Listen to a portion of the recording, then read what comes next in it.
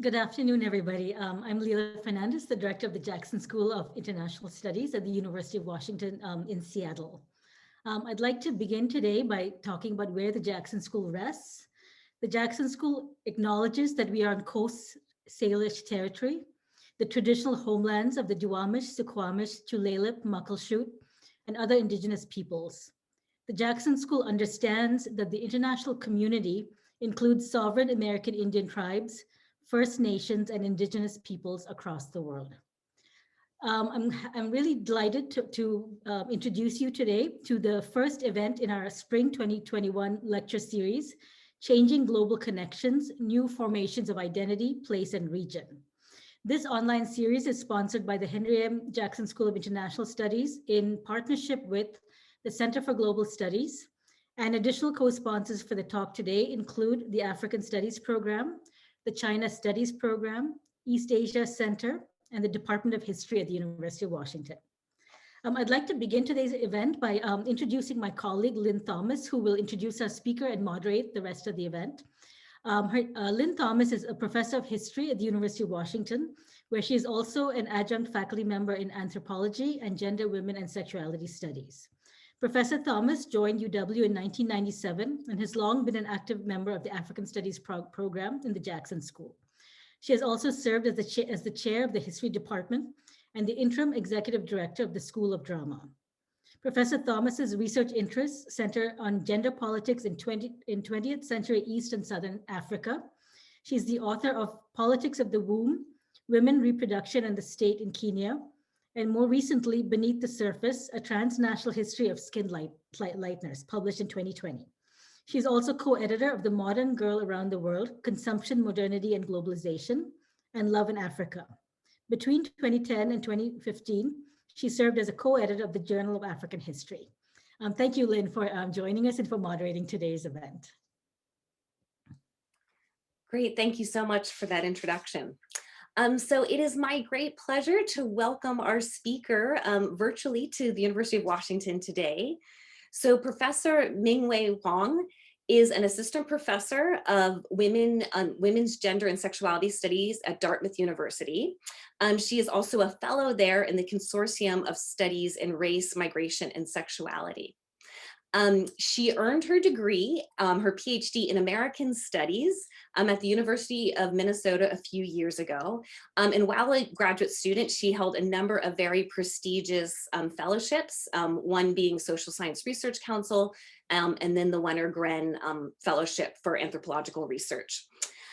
In her few years since earning her PhD, she has published quite a bit. So she has articles out in Radical History Review, a piece coming out in Public Culture, a piece in the International Journal of Cultural Studies, and also some other pieces that are coming out in edited volumes.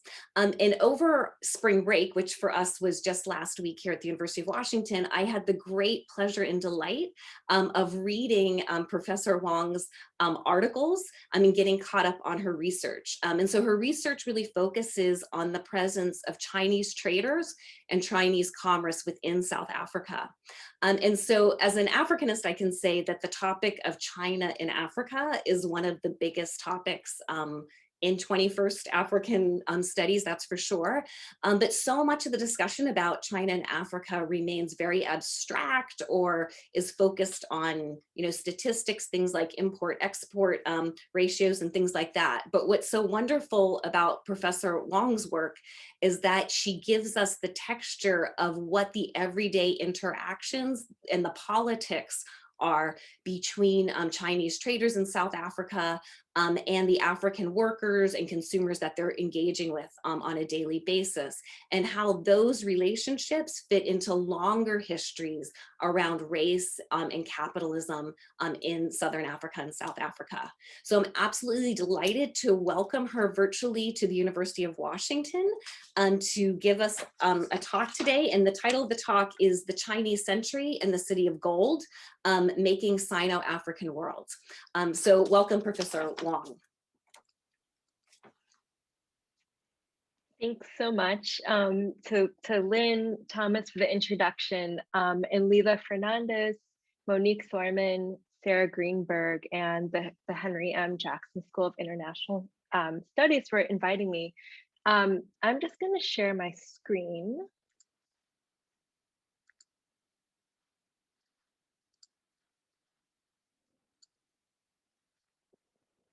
All right. So I'm really grateful to have this opportunity and share some ideas from my larger project on the conjuncture of this 21st century, Chinese century in the City of Gold. Just a note, I've changed the names of people and most places in this talk, and all of the images unless noted are ones I took, and I use them here to kind of restage this world. The China Mall shimmers with the afterlives of gold. Since 2000, China malls, bustling wholesale shopping centers for low-cost imported goods from China, have cropped up along the old mining belts. Where once was gold is now gilt and goods in one China mall after the other. China Mall, China Mart, China City, China Shopping Center, China Cash and Carry, Dragon City, and so forth. Main Reef Road is the city's main east-west corridor, its namesake, the main gold reef that made South Africa the world's largest producer of gold over the entire 20th century. Today, highway billboards and signs along Main Reef Road advertise factory direct goods and a touch of China. Colorful shipping containers containing all kinds of plastic wares stacked too high dot the dusty industrial landscape. My ethnographic research chronicles Sino-African worlds from the microcosm of a place I call China City, the China Mall where I conducted my fieldwork.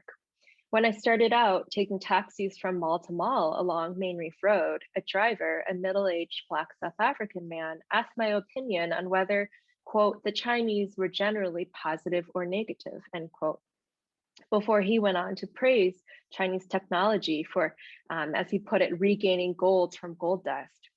And by dust, he was referring to the trace amounts of gold in the grassy mine dumps along our drive.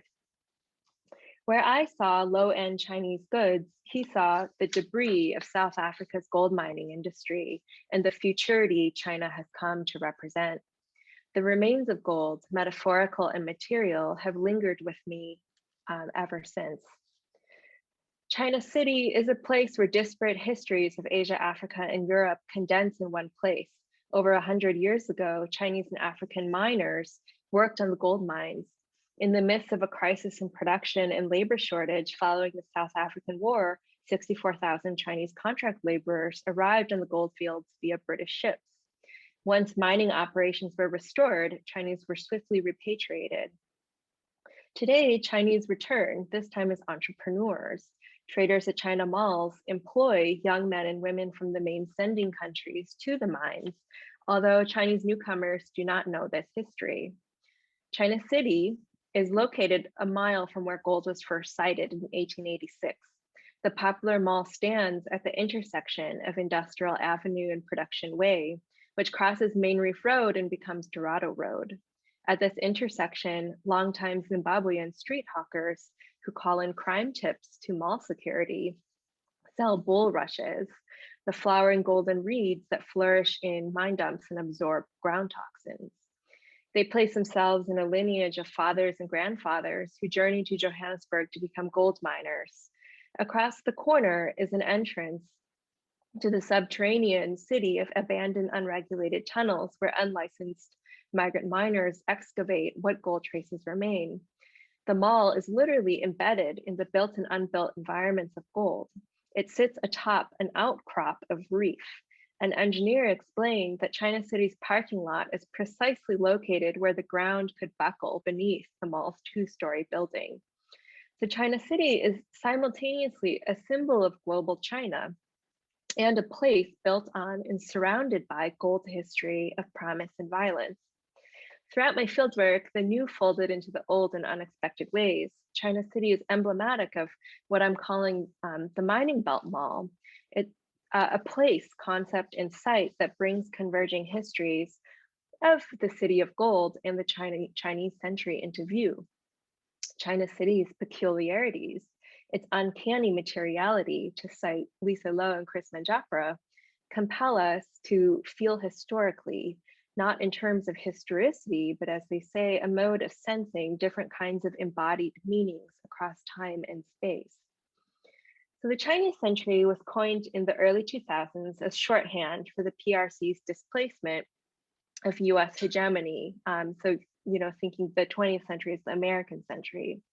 In my usage, the Chinese century refers to an emergent world-making project, one of several competing global projects in the midst of imperial and geopolitical realignments.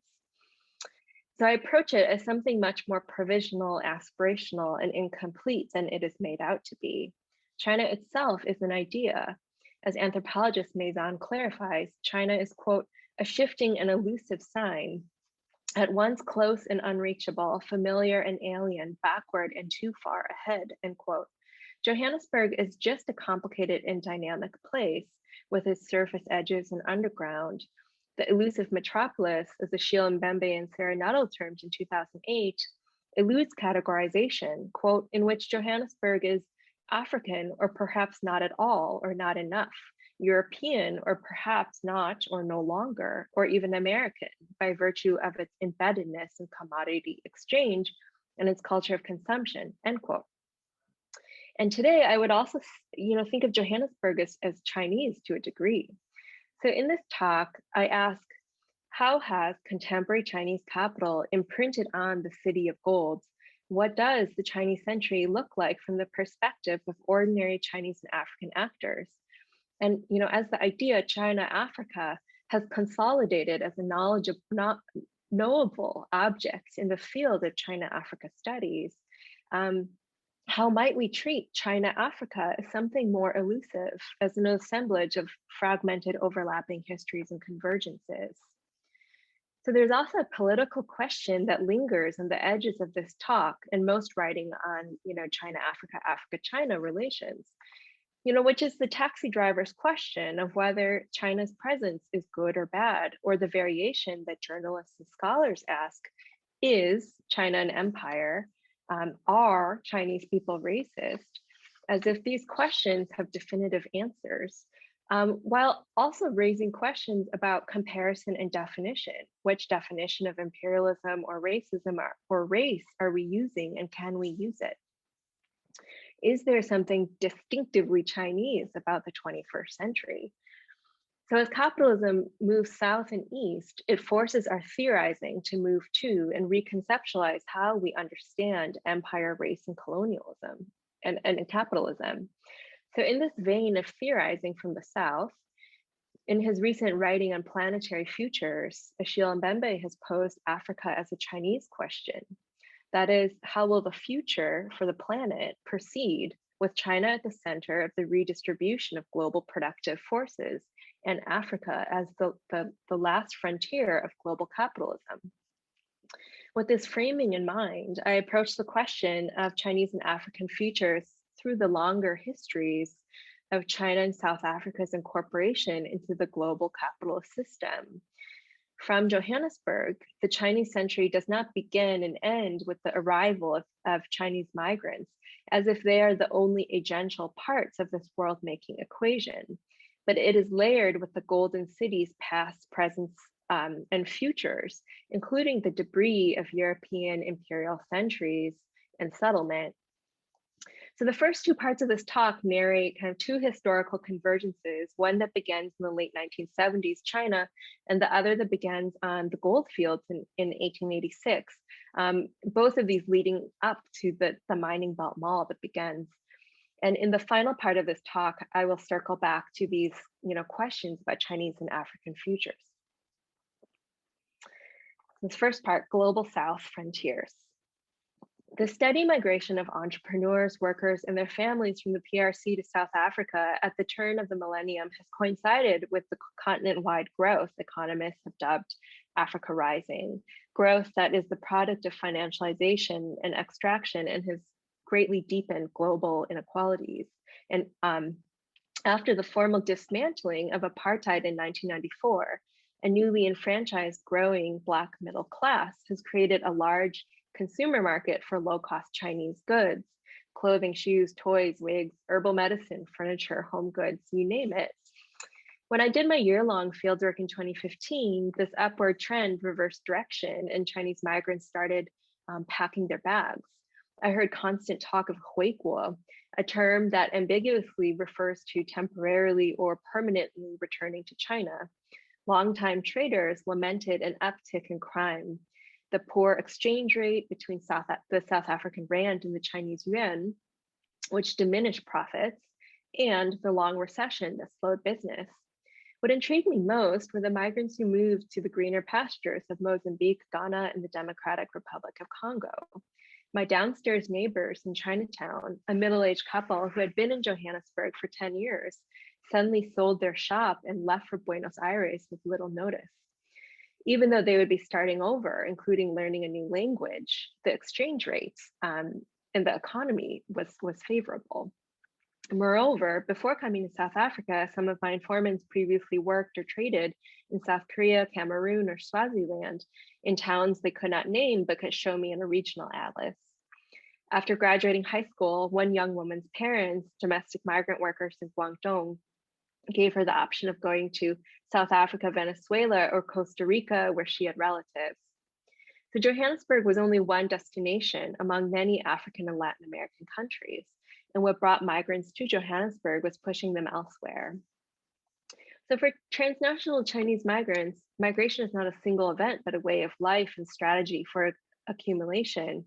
Entrepreneurial migrants seek out untapped markets where competition from other Chinese is low and demand for low-cost Chinese goods is high. As Heidi Hogan and Jorgen Carling remark, quote, "It is on the ever-shifting edge of the diaspora that courageous pioneers make large profits," end quote. Johannesburg is a place where anyone can make it if you get there at the right time, regardless of the hand dealt in China. So the making of contemporary Chinese entrepreneurial migration to South Africa is the product of these new frontiers of capital in the global South and the social and economic transformations in China. Among my interlocutors born in the 1950s to the 90s, their paths were congruent with, but not determined by, the changes set in motion by Open Up and Reform in 1978. You know, all of the marketization, urbanization, decollectivization that happened, and later going out in 1999, which encouraged overseas migration and investment as a spatial fix to an economy that was expanding too fast. So economic reform unleashed a stark divide.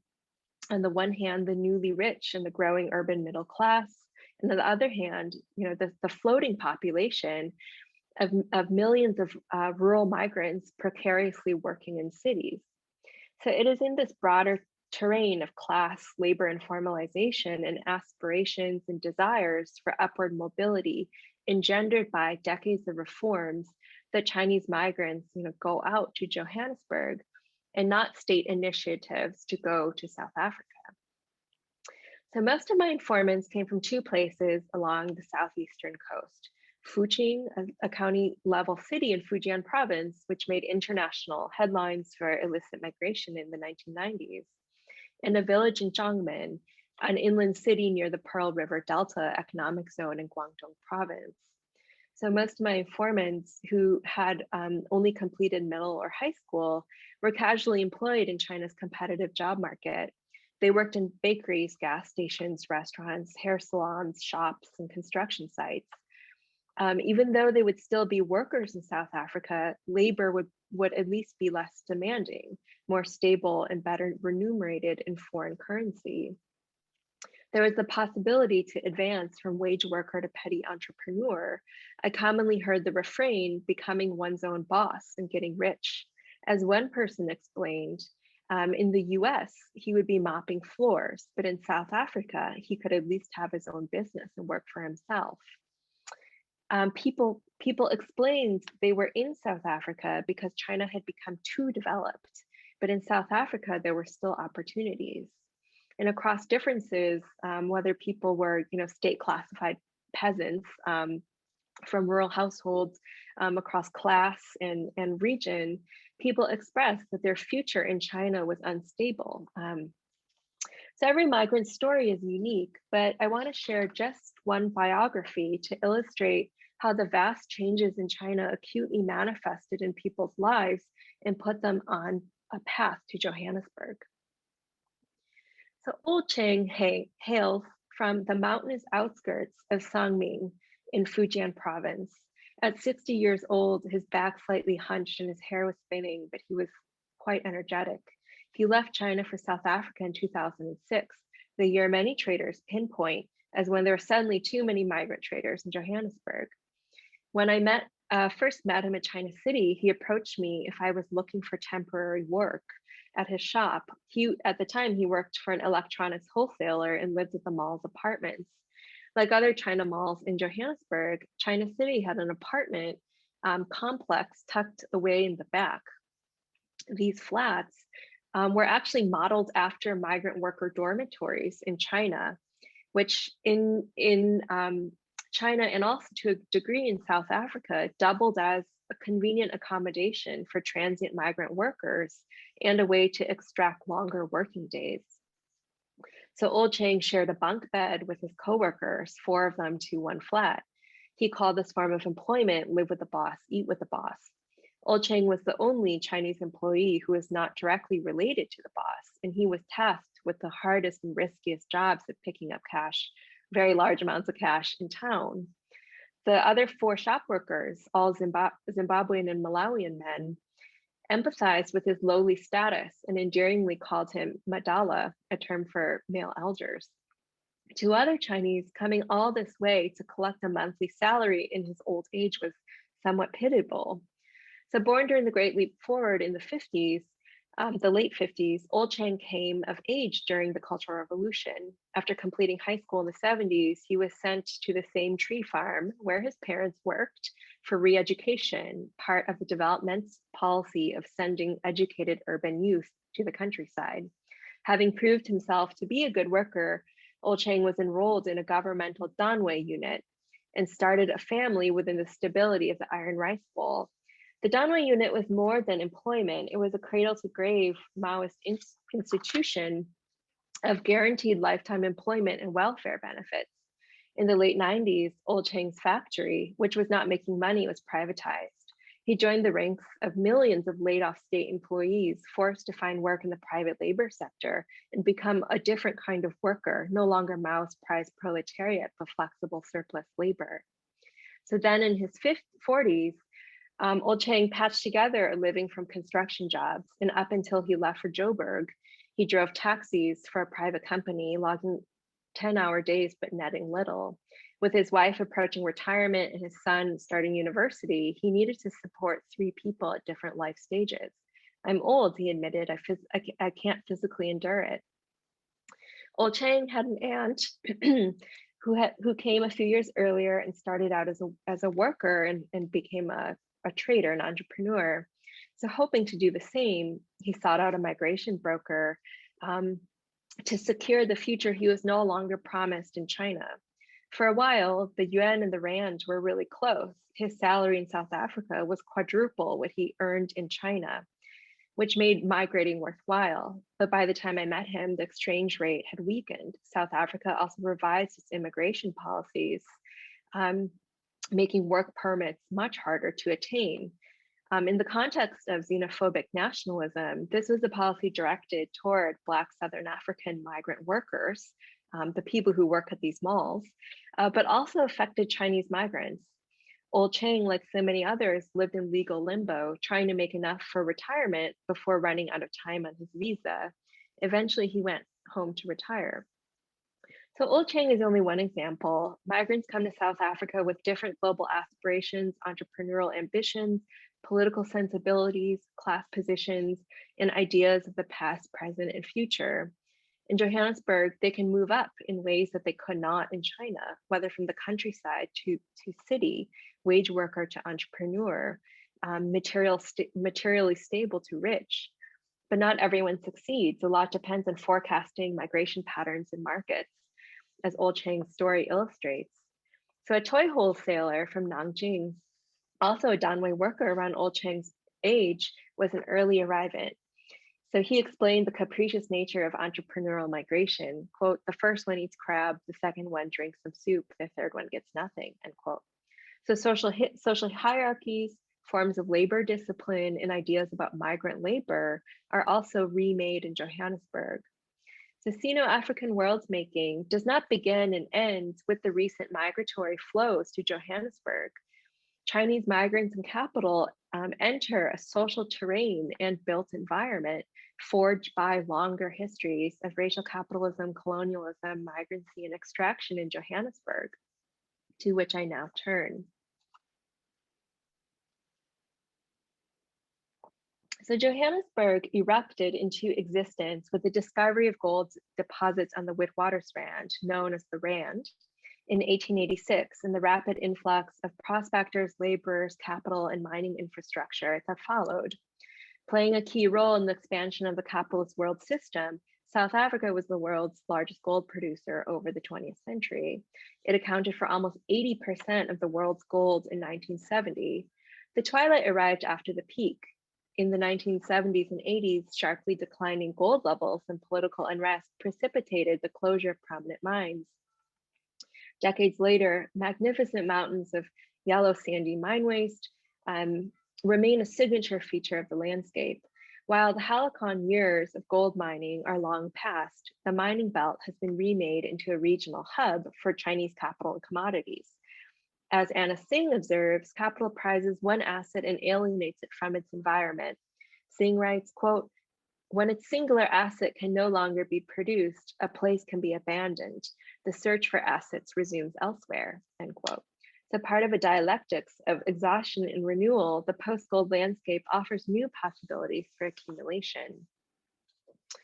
So the China Mall was born from the real estate ambitions of a handful of Chinese businessmen who arrived early with startup capital, the increasing demand for a central securitized space to trade as traders, fearing crime, sought to get off the street, and the redevelopment of the mining belt.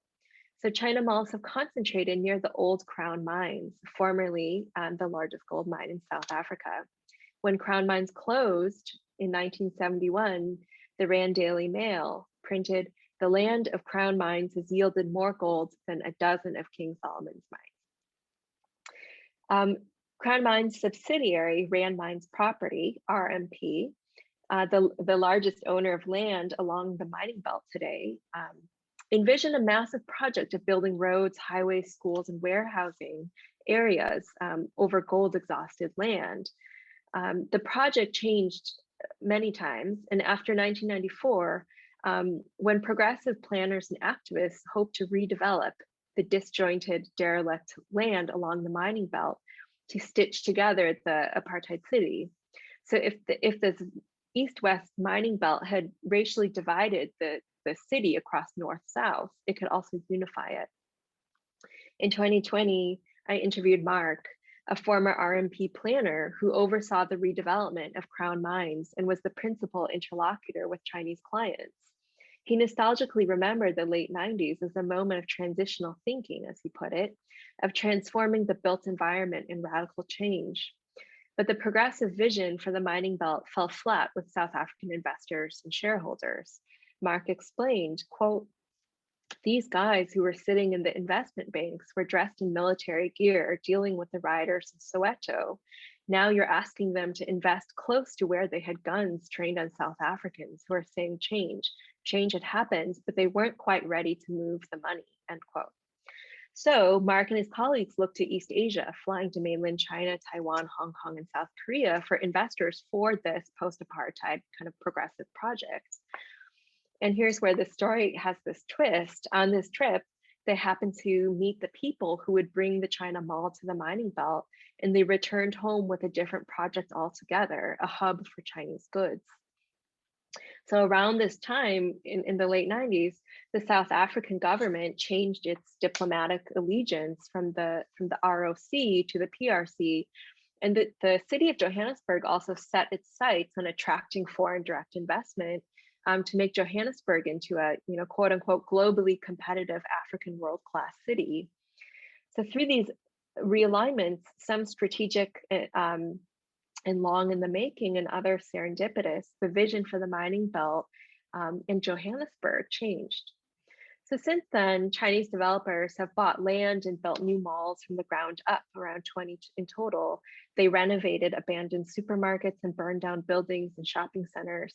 China malls have been successful in part because Indian and Muslim entrepreneurs already created a wholesale market, a destination, in the area long before Chinese migrant traders arrived, which is another story of Indian Ocean diasporas and apartheid that I explore in the larger project. So where consumptive economies are layered on top of extractive ones, it is no longer white speculators and industrialists, but Chinese petty entrepreneurs accumulating capital, while the centrality of Black migrant labor to capital remains intact as ever. So the deep level extraction of gold and the spectacular white wealth it created would not be possible without what historians have called South Africa's empire of labor, the large-scale recruitment of low-wage, unskilled African migrants throughout the 20th century. In a pattern of circular migration, young men from Southern Africa and South Africa's, quote unquote, native reserves journeyed to Johannesburg to become miners. And gold mining had embedded this system of circular migration into the edifice of South Africa's kind of capitalist and specifically racial capitalist development. So this labor regime tethered dispossession of land with proletarianization. And this relationship of land and labor is at the heart of how primitive accumulation and racial capitalism particularly unfolded in South Africa. Although the migrant labor system has ended, migrant labor has become a defining characteristic of mobilities within Southern Africa, while Johannesburg remains a place of opportunity.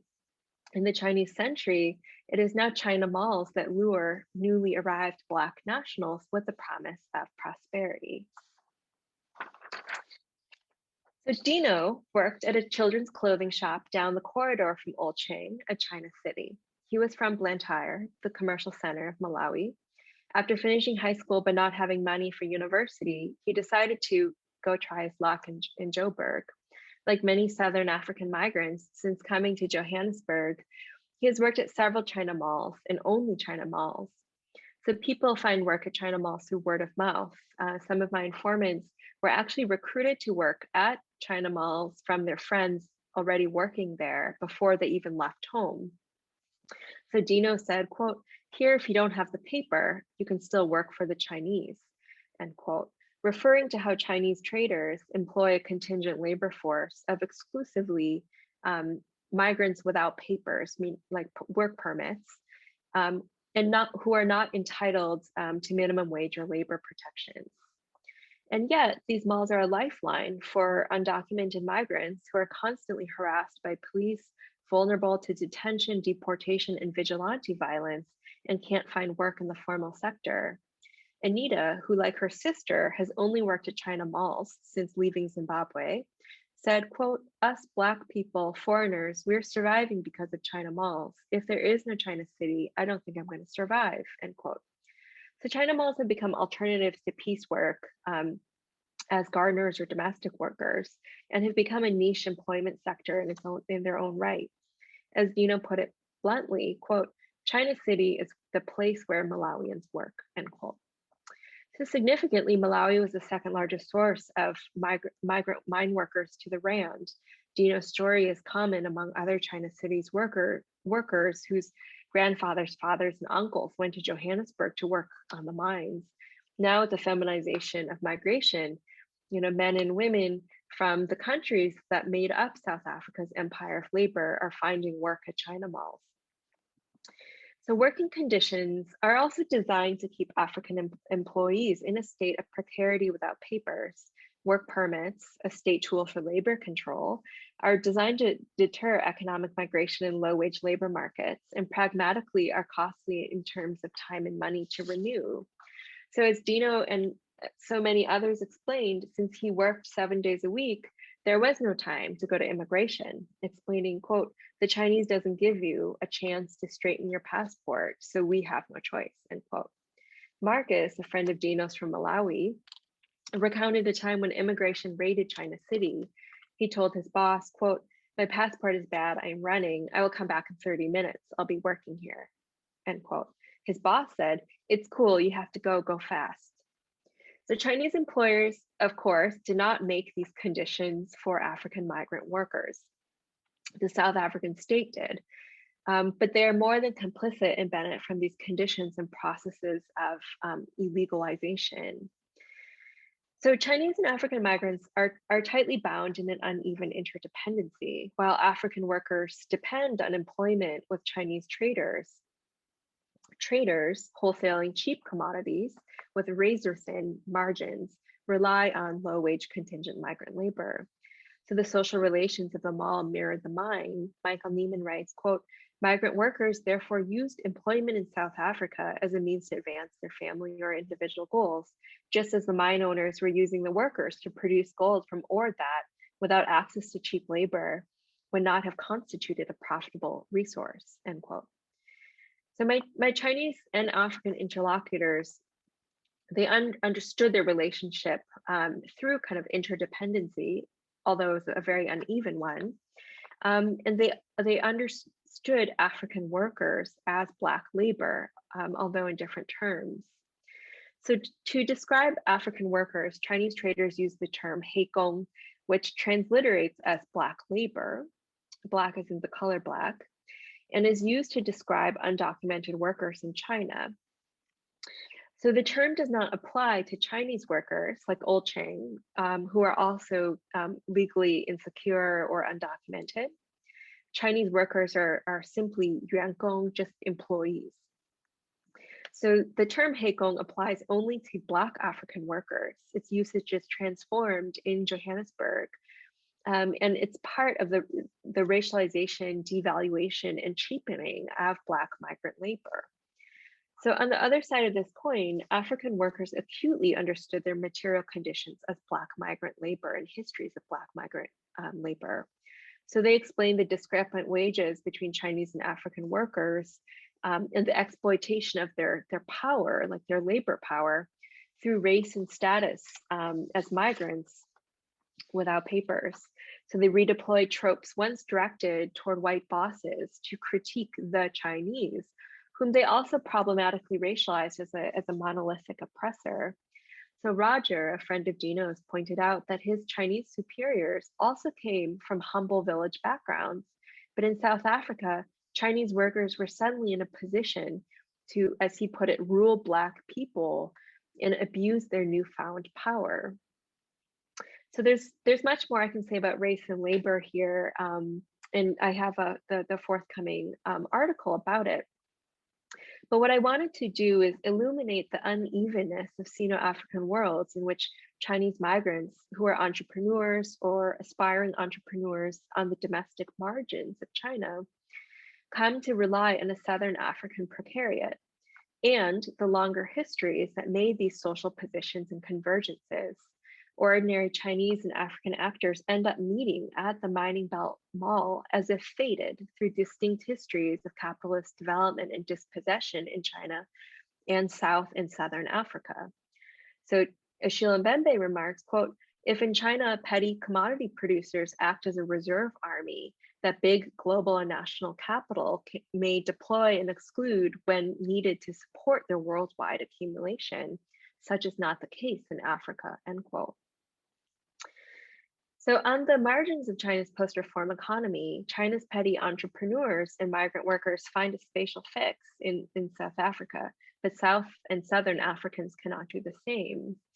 So I also wanted to draw out some of the continuities and radical departures, such as the legacies of 19th and 20th century labor regimes that play out at the Mining Belt Mall, which itself started out from a very different vision for post-apartheid South Africa and Johannesburg, and where Chinese were once brought to the Rand as contract laborers. So in this final part, I turn to the figure of the ordinary Chinese migrant in China-African narratives and how they understand their particular global historical positioning.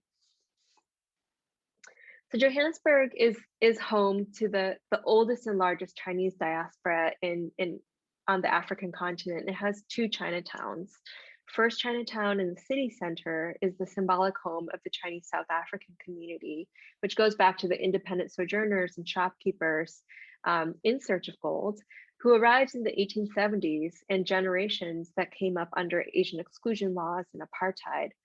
And there's a really rich literature on this. And this image, this is, no gold, was taken in First Chinatown.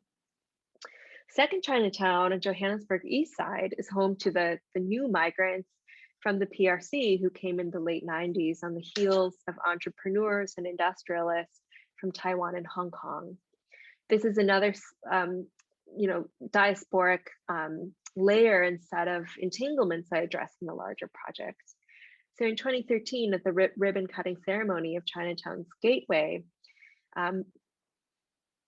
which is proudly, there are a lot of largest in this talk, proudly the largest Chinatown arches in the continent. Not the mayor of Johannesburg, but former President Jacob Zuma was present to recognize the local Chinese community as, an important bond between South Africa and China. Zuma proclaimed, quote, "The establishment of the Chinese Gateway embodies the Chinese spirit of pioneering and striving, as well as their willingness and determination for long-term developments in South Africa," end quote. The PRC ambassador similarly praised this arduous pioneering of migrants and promoted a shared future of integrating the Chinese dream and the South African dream. So absent were Chinatown's residents, who are worlds apart from the engagements of which actors speak. My interlocutors saw themselves as regular people and felt, little connection to such kind of state level engagements. And yet, ordinary Chinese migrants are enlisted in China-Africa narratives to various political ends. They become the absent symbols of, people-to-people exchange. In mainstream China-Africa narratives, ordinary migrants are figured as neo-colonial pioneers. Among the most well-known examples, Howard French puts it in the title of his 2014 bestseller, China's Second Continent, how 1 million migrants are building a new empire in Africa. Photojournalist Paula Woods writes, quote, "For the over 500,000 Chinese who have emigrated in the last decade, Africa holds the promise of a 21st century frontier, with some selling cheap goods along the burning hot roadsides of some of the poorest countries in the world," end quote. So Woods rolls traders into a state project, claiming, quote, "The government in Beijing is sending Chinese state companies and adventurous entrepreneurs to Africa," end quote. So another popular trope is, the failed migrant, as migrants have traditionally sought to go to the richer countries of the global north. In a survey of Chinese migrants in Southern Africa, researchers funded by the Brenthurst Foundation make this implicit judgment clear. Quote, "Africa is the bottom rung destination for China's migrants. The continent draws the poorest and least educated of the Chinese diaspora. If they don't make it in Africa, they have nowhere else to go," end quote. So in thinking China, Africa, the imagery of the frontier surfaces again and again, whether in the critical sense of frontiers of globalized capital or 21st century frontiers, the representation of migrants as entrepreneurial pioneers, and how Johannesburg is conjured and experienced as a place of potential and danger, which I'm going to talk about now. So considering Johannesburg as a frontier for Chinese migration underscores its non-singularity and the colonial and racial imaginaries that are easily lost in writing about kind of seemingly horizontal or lateral south-south migrations. How do migrants see China and South Africa in world history and understand their positioning? How do they relate to this China in Africa narrative they are called on to represent? So to generations of Southern Africans and South Africans, like Dino, Johannesburg is equally isiZulu for place of gold. Among Chinese, Yuebao, short for Johannesbau, Johannesburg, signifies danger and possibility, the very essence of a frontier. When Chinese migrants talk about Yuebao, they talk about its imagined disorder and crime, its backwardness. Chinese migrant traders, known for dealing in large sums of cash, are indeed soft targets for hijackings and armed robberies. However, crime occupies a really outsized place in the imaginary. They see themselves as racially marked, besieged minorities in a predominantly Black city. One trader put it, quote, "The opportunity to make money is great, but you pay with your life," end quote. So fear of crime, and specifically ideas about Black criminality and Black bodies, directs the most banal aspects of everyday life. It shows up in the defensive habits of avoiding the inner city, crossing the street to avoid Black pedestrians, in bulletproofing vehicles. Johannesburg is already a fragmented city of walls and gates and enclosures. Within this built environment, Chinese migrants cluster in securitized enclaves in Chinatown and China malls with their own all-inclusive compound living. So Chinese world-making in Johannesburg is a patchy archipelago with limited mobility across points. It is very much lived and experienced like a frontier. So how Yuebao is experienced is inseparable from how it is conjured as a place in the world. As James Ferguson defines, a place in the world refers to, quote, both a location in space and a rank in a system of social categories, as in the expression knowing your place, end quote. So Chinese migrants view South Africa as the most economically developed African country. However, the idea of Black Africa, Hei Feitso, is still defined by negation and lack. So there's a popular sentiment that praised Europeans for their role in, developing South Africa. So a man called Big Guo, a middle-aged man from China's northeast, really crystallizes this worldview. In an interview, he said, quote, a century of British colonialism was, in my mind, ultimately correct. It was right to have Western countries control with Western ideology and culture. Look at the Black government, it's getting worse and worse, meaning crime.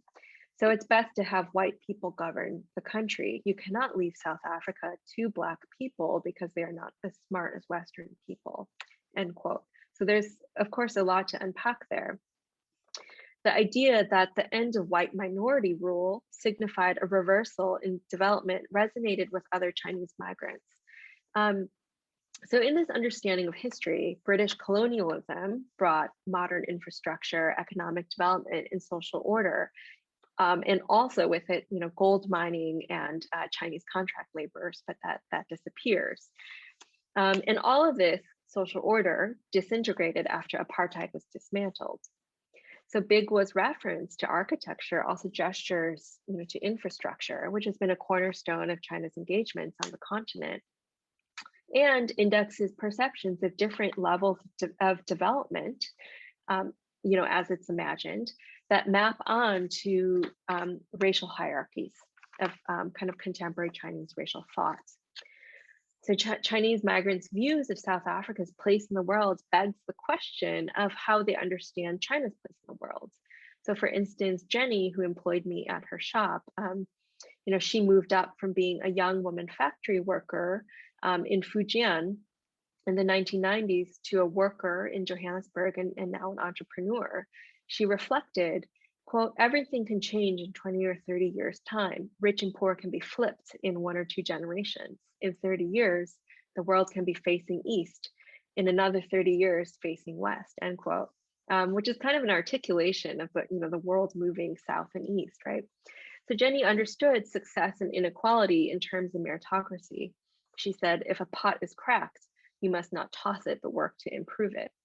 So from this perspective, Chinese people uplifted themselves, into the 21st century.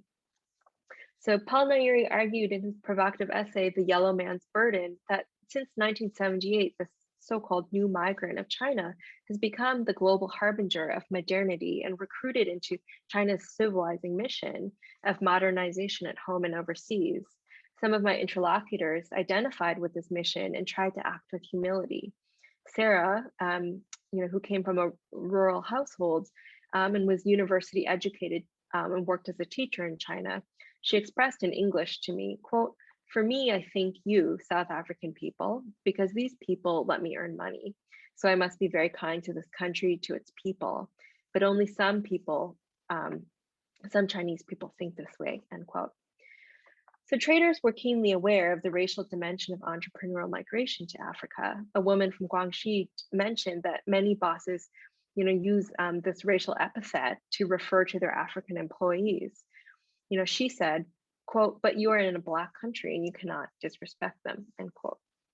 So while migrants are frequently depicted as the face of global China, less often do they see themselves as part of the PRC's overseas engagements. Regardless of how they emplace themselves in these world-making projects, they are still part of them. So these disparate comments sample the complicated ways my interlocutors understood their global location through racial ideologies about development. So Johannesburg is a promising destination because of its perceived, underdevelopment, not in spite of it. It is simultaneously a dot on an expansive global atlas, a non-specific destination that could be Buenos Aires, and imbued with racialized meanings about Blackness, really specific ideas and images about Black criminality and Black migrant labor.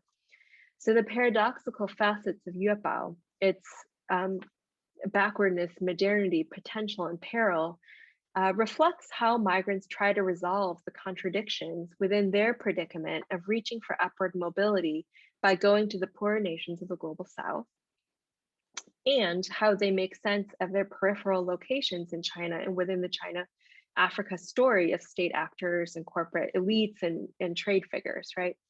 So they're simultaneously left behind by and harbingers of China's global ascension.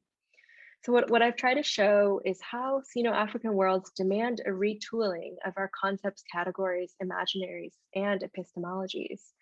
As the real and imagined futurity of global China unfolds, it is worth exploring the longer durées that brought us here. The Chinese century is perhaps not so much, distinctively Chinese, but a palimpsest of disparate and converging histories of racialization, colonization, labor, and migrancy. Any kind of liberatory Afro-Asian or South-South future, or politics centered in the global South, must begin with these entanglements and center racial, economic, and migrant justice. So thank you for your time, and I look forward to your kind of comments and questions.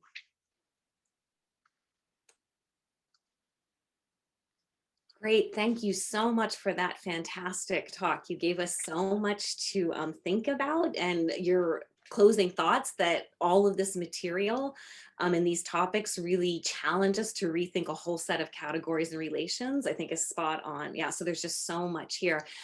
We have questions coming in the chat. I would encourage other people to submit questions as well. I have a few of my own, and so I think I will indulge myself and start with one question that I had.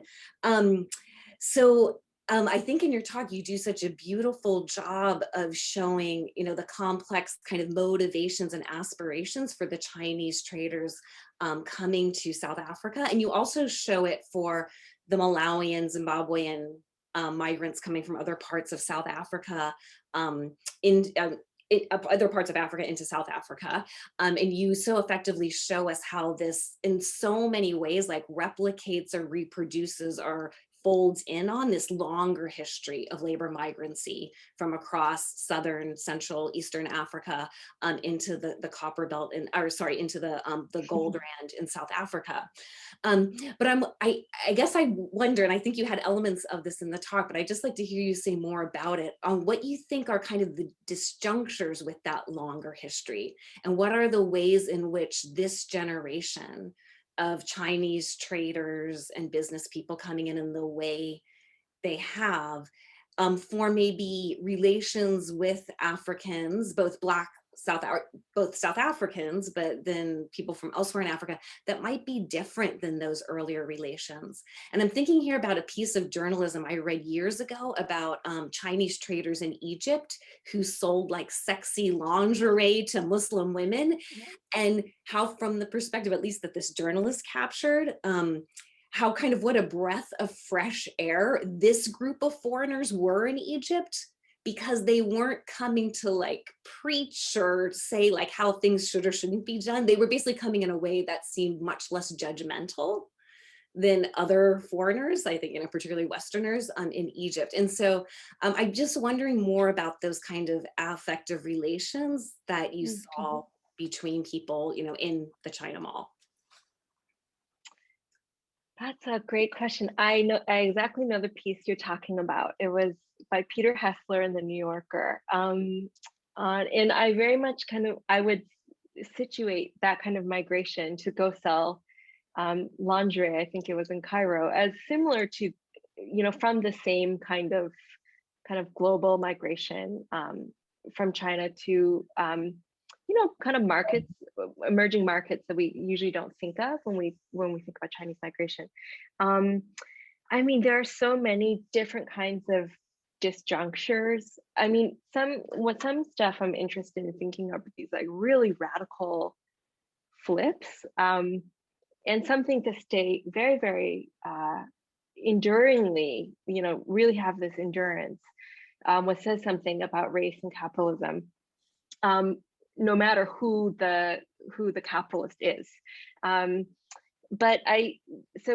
Chinese migrant traders, they kind of come in on the heels of, also Indian traders in the Indian diaspora, and there's like I think in the way that sometimes South Africans like receive Chinese traders, there is in the background, this, the figure of the Chinese shopkeeper or the Indian shopkeeper in townships, or the Oriental Plaza in Johannesburg, like these other histories of Afro-Asian kind of commercial encounters and kind of and those sorts of affective relationships that were really forged during apartheid and earlier eras. And then you have these new Chinese migrants who don't know those histories, don't know those contexts, and who I think a lot of the way I'm thinking about it is when newcomers kind of slide into these histories, categories, like racial categories, physical landscapes, inherit these like long afterlives of colonial mind migrancy, and they don't know it at all. Like in some ways, Johannesburg is just like a place they're going, but there's so much there. And so I mean I am interested in like probing those holes where someone can talk very highly of like British colonialism without knowing this history of Chinese laborers who were in that very place brought by the British during the height of the crown. And so it's not quite an amnesia, but there are these really messy, the ways that some people are conscious of these histories and others are not. And so I think a lot of the affective texture comes from those histories, that and the way that Chinese are racialized as kind of shopkeepers, entrepreneurs, comes from those older histories, those ideas about the Asiatic, the coolie, that comes up in the Rand Daily Mail, or those sorts of diasporic histories. But there are also some real disjunctures, I think, that's more methodological and tricky, kind of like making things speak across each other, which I feel like I'm the as the ethnographer with my kind of historical analysis, I am the one trying to make these different histories and actors speak to each other. So I guess I'll just maybe pause there on like the topic of disjunctures, but there's all these ways that things kind of line up close but not quite, or they overlay, or there are these really radical kind of transits where something seems like to have completely flipped. So those are kind of things that I'm interested in exploring, all those different kinds of historical relationships, like across centuries, continents, but when you kind of hold them up really close in like a really kind of localized way. Great, thank you. We had a question that came in the chat about the role of the South African state in all this. And I feel like you gave us a little of this with that amazing story of those people in the late 90s going with a certain vision, looking for support, and then coming back really with kind of the China Mall project instead. And so I'm interested in that.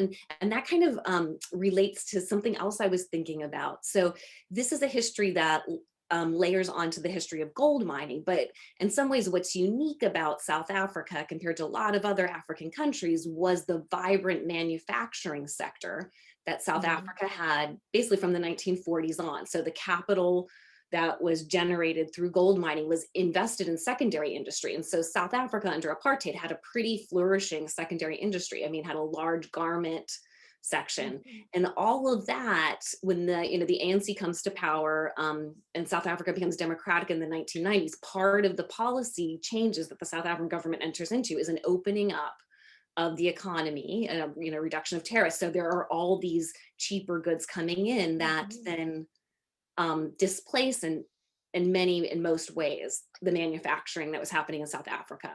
And it's a lot of the things coming from China that displace that. So I'm just wondering about that part of like the South African history of manufacturing and the state's policy around all of that and how that connects.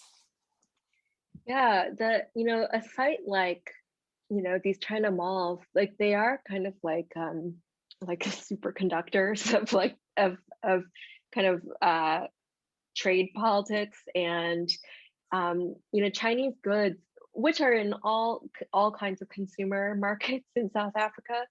At a place like called the China Mall, it becomes like intensely kind of this battleground for the politics of made in China goods, even though you can go anywhere and get made in China goods.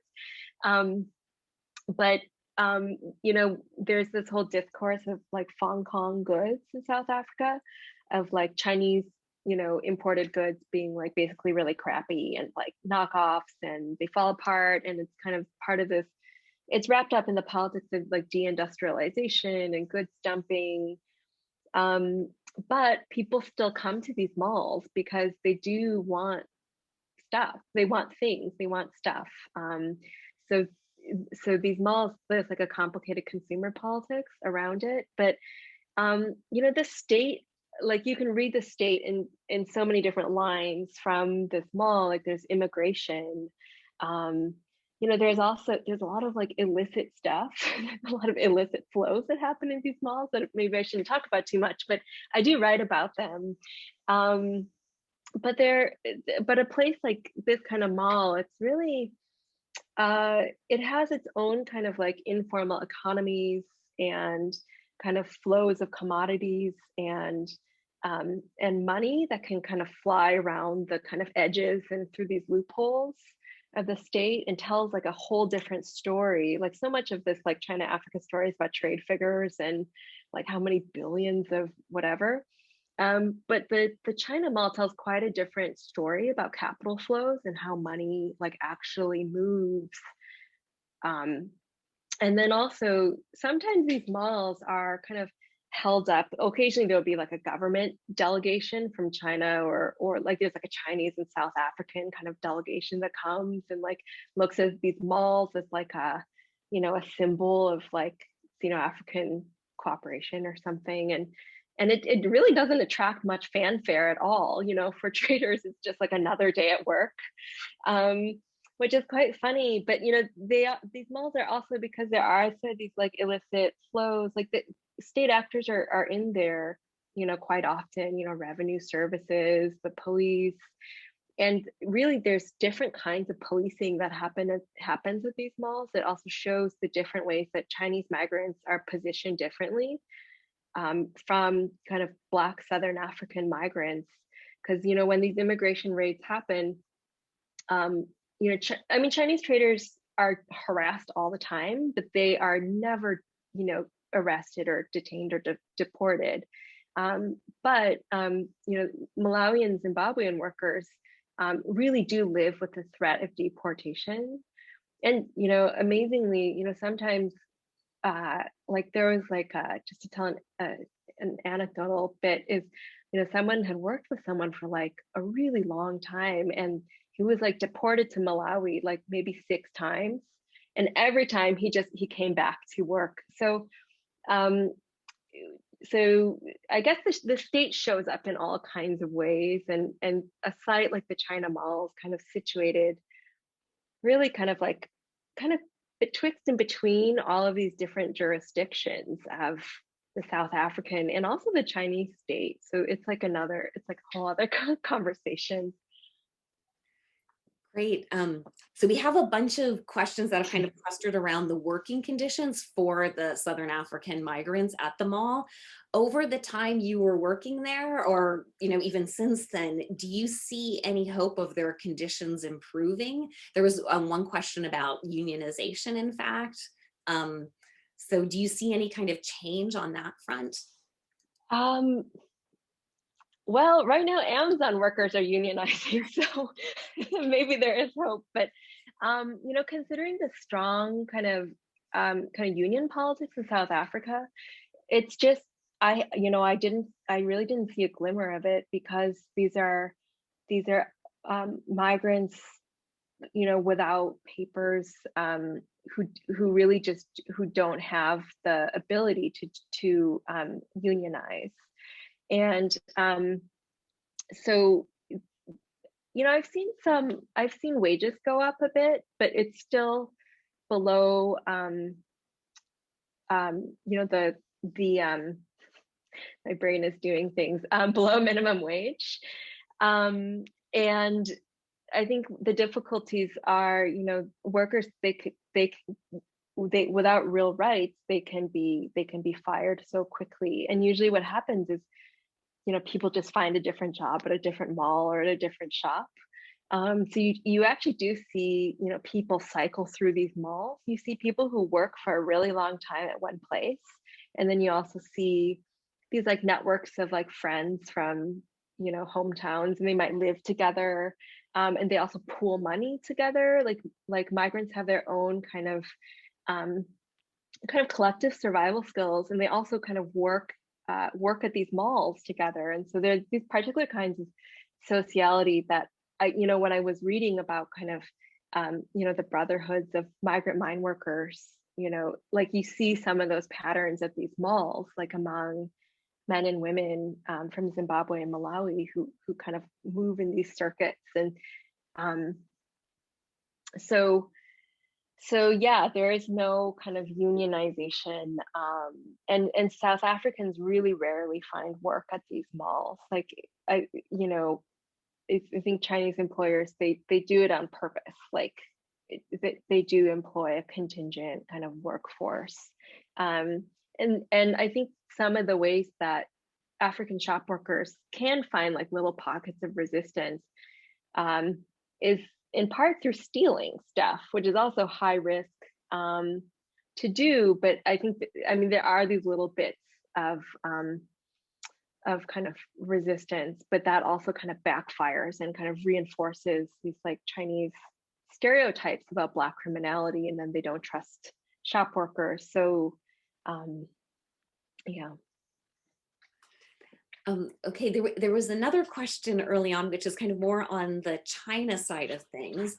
So the question was really about the extent to which the stories of the traders and the people you came to know who migrated from China as traders, and then, seem like can very suddenly go to other places, either on the African continent or South America. Those are just extraordinary stories. Do you see that as kind of suggesting the limits of middle-class mobility in China in ways that are similar or different to the limits on middle-class mobility in the US? So the person was asking kind of from a comparison about mobility, class politics in China and the US. That's a great question. I think they're to compare them, they're like a couple different, like really different structures for mobility. And in China, there's the household registration system of, people are, classified as rural or urban, and it's very hard to find, because there are more jobs and there's more mobility in the cities. So it's very hard for people across generations to move upward in China. And I think one way, so a lot of people in South Africa, like they were like state classified peasants in China, and they just didn't see a horizon beyond beyond the countryside, and with all this rural reform happening. One thing I'm kind of thinking with, but I don't know if I can really make the claim, is the way that people migrate from the countryside to work in cities, and which becomes very precarious work. I think an alternative is to migrate overseas. It can be very hard to go to, like, say, the US, where it takes a lot more kind of social capital, cultural capital, startup capital to go. So I think a place like in Johannesburg has kind of a lower threshold where people can go. But I think it might be a little bit difficult to draw a comparison between the US and China because of kind of the different structures around mobility. But one thing I did find interesting that I'm still thinking about are differences in regimes of migrant labor within kind of Southern Africans and Chinese. I mean, with something like the dormitory that started out as kind of like a copy of the worker dormitory in China for migrant workers. So those sorts of ideas about migrant labor get kind of positioned alongside African migrant labor. And there are these histories of kind of rural urban circulations and precarity, but they also are really different. So actually, I'm thinking more with that comparison than with the US. Yeah, and those different histories of migration and then the built environment in which people are living in is just so fascinating. I mean, you have another piece, one of your published pieces, that really looks at an apartheid house, apartheid design house in Johannesburg, with basically servants' quarters that were built off the bat being repurposed in these ways. So it's so interesting, these very different histories of migration in the built environment then coming up against each other as well. Yeah, it's just very, very interesting. There's a question here about your ethnography and your research. And the question is, how did your positioning as an American or Asian American researcher coming and working on this topic in South Africa, how do you think that impacted the research or deepened your research in different ways? Yeah, no, I love that question. I think the work I did was possible because of this positionality, this kind of liminal positionality. So, I had some touchstones, because my parents immigrated to the U.S. from China, and they are, the sent down youth generation. So, when I talk to Old Chang, we have that commonality, and I think people can place me in a story. But I think I actually had quite incredible access because, well, in part because the Chinese migrant community, they do kind of form a bit of a protective bubble because of this specter of Black criminality. So, coming over as a young unmarried graduate student, there was this like, okay, someone should like watch over her. And I was very lucky, just with my own kind of serendipitous moment was just having kind of being vouched for by like those very important Chinese businessmen vouched for me from the beginning. So I kind of could kind of break in, and I was able to work at two different places. I was like the Chinese worker in the middle. And my English skills were an asset, and I kind of watched over someone's shop for a month when she went back to China. So I had like a very kind of immersive experience. But with African workers, they understood that I was quite different too, and I would like actively talk to them about like their working conditions. And so I think they saw me as someone who was also different enough, and someone who could maybe even be a bit of a go-between, which was tricky, like when the rubber hit the road, to like really try to advocate for them, because I also depended on their Chinese boss for some things. So it was actually kind of a tricky position to be in. But I think being able to maneuver, it was very difficult because in some places, there were some real antagonisms between Chinese employers and African employees. And so, if I got too close to one, I maybe wouldn't be as trusted with the other. But those antagonisms were also very uneven. So I think those things helped. But something I personally struggle with is kind of feeling just being between very many different fields, of being kind of making sure I can speak to scholars of China and also speak to scholars, Southern Africanists and Africanists, who are historians and anthropologists. And so the kind of middling position it also gets replicated like disciplinarily too.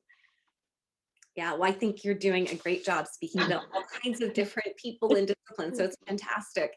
I have a question about COVID times. So obviously you have not been to South Africa, I would imagine, in the past 12 months, but I can think that there might be all kinds of dimensions of the current pandemic that could be impinging and impacting relations between these employers and employees. And I'm just wondering whether through social media or other ongoing contacts that you have, whether you have a sense of what things have been like for these relationships in the past 12 months. I wish I knew more about, so I left South Africa on February 15th, which was kind of just on the cusp of everything shutting down. And it was, interestingly, so at the time, kind of in that early February period, it was Chinese New Year, and there are a lot of Chinese traders who go back once a year for Chinese New Year, and then they come back. So there was a lot of kind of early hesitation about Chinese traders coming back. But interestingly, people had been kind of adopting kind of the Wuhan quarantine practices, and we're doing strict lockdown based on their experience in China. And then there are people getting stuck and people not coming back. Some xenophobia, as there has been worldwide. But there were all these practices with masking and, just there's a lot going on. But I'm actually not sure about kind of what has happened with these malls, and kind of their relationships with COVID. But that's something definitely to look into. But it has definitely kind of upended my own research plans. And but there was kind of an interesting moment where tables had turned a bit in terms of relationships. And I think people like, the security guards and the shop workers were like really afraid of Chinese people coming back from China. And so kind of the relationship kind of changed a little bit. Okay. We have a question about gender and kind of gender dynamics in these relationships. It seems like a lot of the African migrants you've talked about have been men, but maybe not exclusively. It seems like the traders and business people, all genders there. So I wonder if you could talk a little bit about how gender shapes these encounters. Yeah. A couple things. Let's see. So there's definitely kind of a gender division of labor happening. So, there are, it kind of depends on like what the shop is, like, clothing versus like electronics, like those have different kinds of workers. And there were a lot of the women workers were from Zimbabwe. And they had previously worked as like maybe live-in or live-out domestic workers. They had previously worked at sewing clothing, like in apparel factories in Zimbabwe. And a lot of them ended up working in clothing shops and because actually a lot of these goods, they're not completely assembled. Like, like all of these like clothing items need to be ironed and sometimes slightly repaired because the seam is busted or something. So there are ways that those like labor was still very gendered. And the idea of that idea of heikong, like a black worker, was really about like labor power and about like strength and about hard manual labor. So I think ideas about gender definitely inflects ideas about work. And then I think also the character like of the kind of like anti-Black racism and kind of ideas about Black criminality, about like contagion, anxieties about intimacy and proximity. I also write about those, and those were really, of course, like about gender and sexuality, like intensely. So, I mean, particularly, I think, and there's like long histories around this kind of imaginary around like Black male bodies, and then also one around like the Han Chinese woman's body. And um so there, like, I think the kind of anxieties that stick to those bodies also kind of shaped those encounters.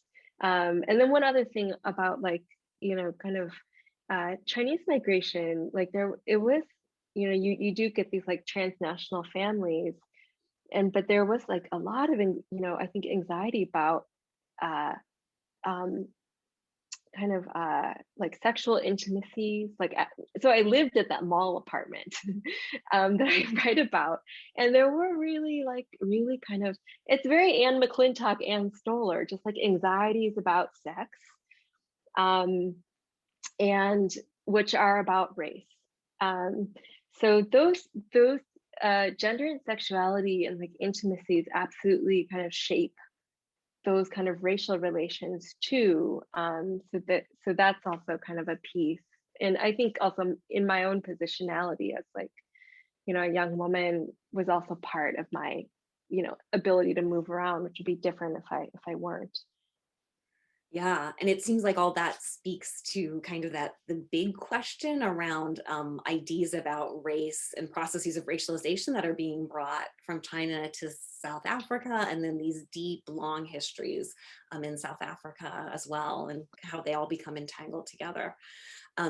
So that is terrific. Thank you so much for sharing your research with us and for answering our many, many questions. We just wish we could have hosted you in person in Seattle this week, but we so appreciate all of this and you coming to talk with us.